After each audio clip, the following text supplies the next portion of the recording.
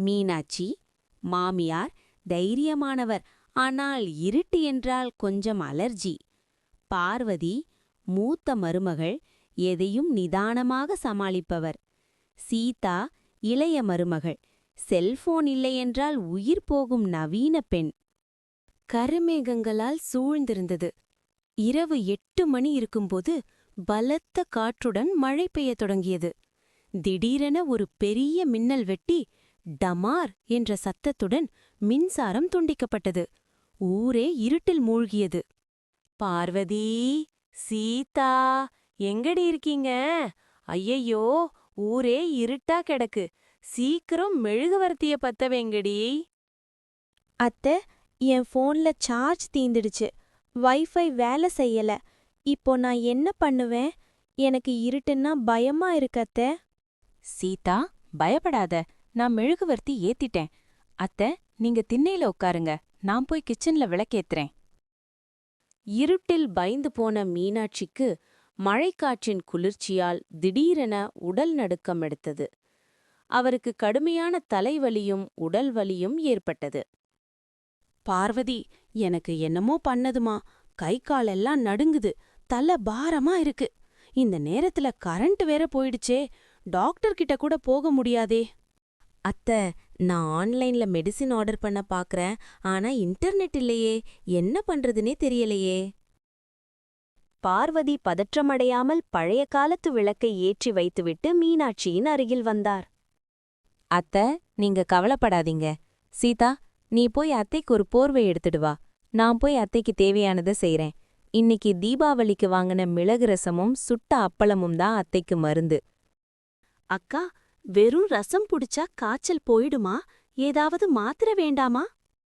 இது சாதாரண ரசம் இல்ல சீதா, இது எங்க பாட்டி சொல்லிக் கொடுத்த மருந்து ரசம். வா, எனக்கும் கொஞ்சம் உதவி செய்.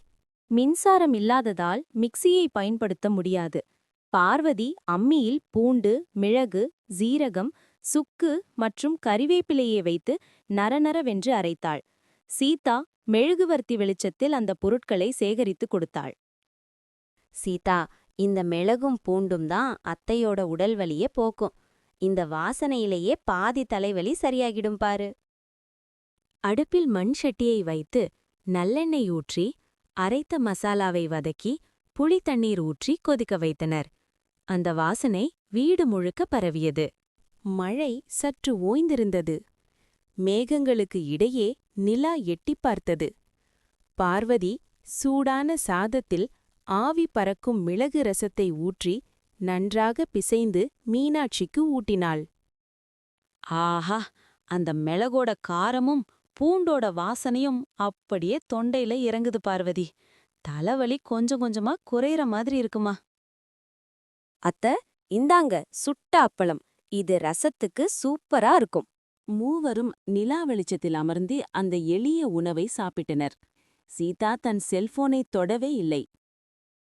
சாப்பிட்டு முடித்ததும் மீனாட்சிக்கு உடல் வேர்த்து காய்ச்சல் இருந்த இடம் தெரியாமல் போனது.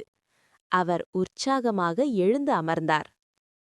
பார்வதி, சீதா, இன்னிக்குதான் எனக்கு ஒன்னு புரிஞ்சுது. நாம வசதியா இருக்கும்போது எவ்வளவோ ஹோட்டல்ல சாப்பிடுறோம். ஆனா இந்த மாதிரி ஒரு கஷ்டமான நேரத்துல நீங்க செஞ்சு கொடுத்த இந்த ரசம்தான் எனக்கு உசுர கொடுத்திருக்கு. சீதா, நீயும் ஃபோன் இல்லாம இவ்ளோ நேரம் என் கூட பேசிட்டு இருந்தது எனக்கு ரொம்ப சந்தோஷமா இருக்கு. ஆமா அத்தை, செல்போன் இல்லாம உங்களோடவும் அக்காவுடனும் நேரம் செலவழிச்சது எனக்கு புதுசா இருக்கு. இந்த இருட்டு கூட இப்ப எனக்கு பயமா இல்ல. குடும்பம்னா ஒருத்தருக்கு ஒருத்தர் ஒத்தாசையா இருக்கிறதுதான் அத்தை.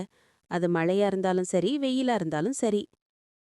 சற்று நேரத்தில் மின்சாரம் வந்தது.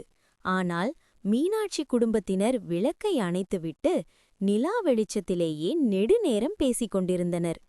நவீன வசதிகளை விட குடும்ப உறவுகளின் அன்பே ஒரு மனிதனுக்கு பெரிய மருந்து என்பதை அவர்கள் உணர்ந்தனர்.